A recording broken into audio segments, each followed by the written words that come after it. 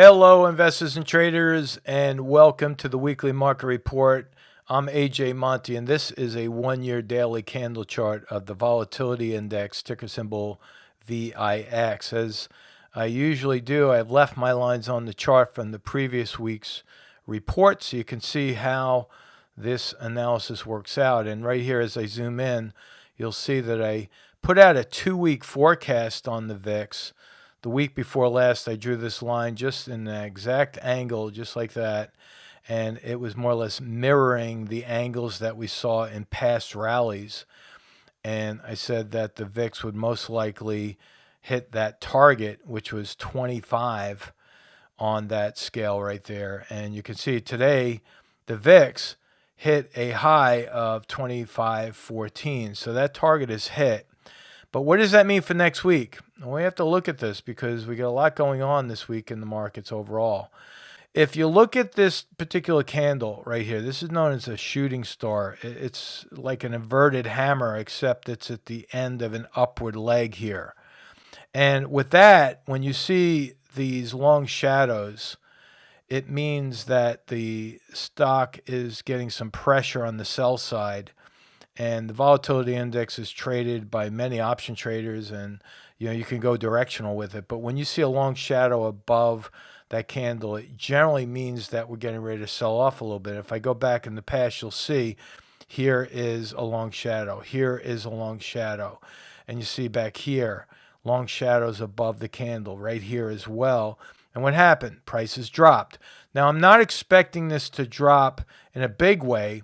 However, I do think that the VIX could come right back down to test this support level.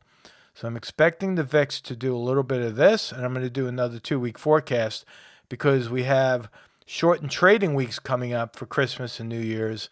And so this could really put a different type of a spin on the analysis because the volume most likely that's being reported will be affected. But once the VIX pulls back, I think we could see that. And so if you are hedging your positions, understand for the most part that the VIX is inversely related. Not always, but many times it's inversely related. So if we're expecting the VIX to pull back Monday and Tuesday, we could see a little bit of a pop in the general markets. But then when the VIX starts to rally, you got to watch out below. So this is a good risk management tool.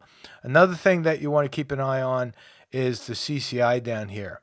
Because if the CCI starts turning, and I think it will, again, that will most likely lead the price lower. But then once the CCI starts moving back up, it's going to give us some early signals as to what that pivot point might look like. All right, so that's the VIX.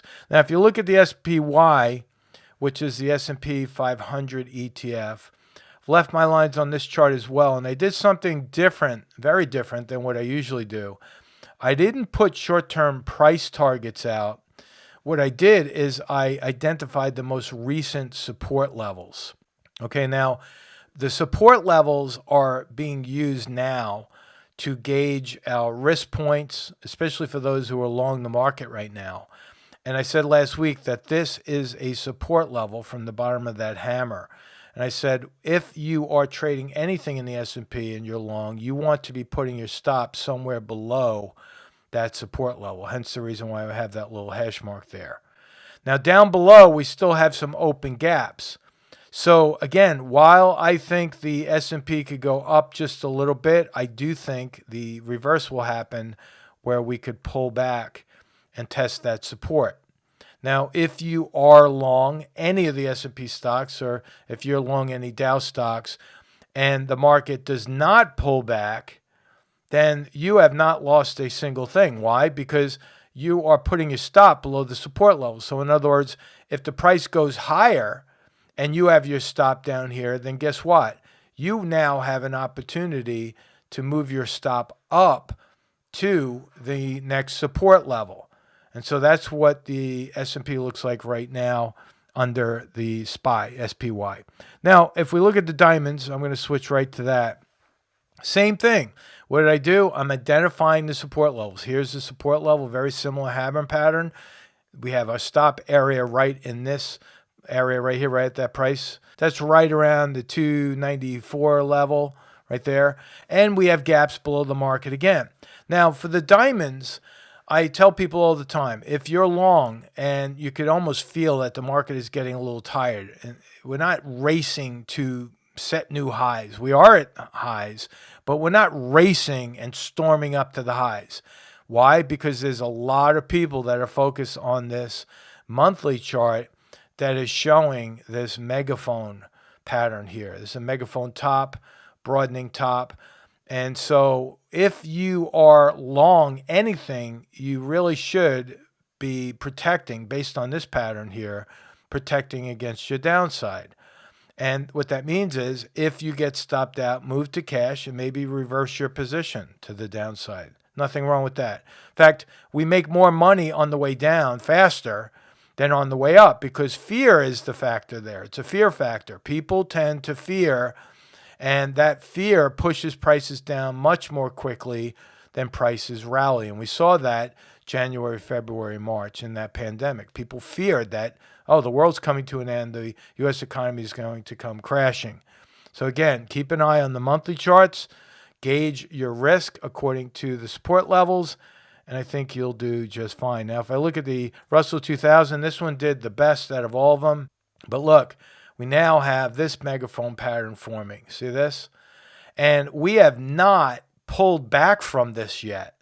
So while the Russell 2000 did the best job with maintaining the prices higher, this one actually becomes the biggest risk point for us, because if you now go into the daily chart, you'll see that we're right at that megaphone top here.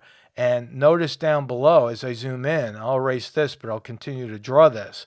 We are seeing lower highs on the CCI after we continue to see higher highs on price.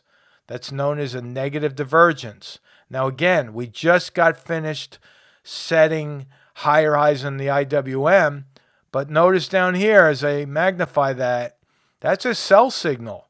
See that? So again, I'm not telling you get out right now, but what you might want to do now that I've drawn this support level is move this up, because now we have what's called a roll reversal support level right here.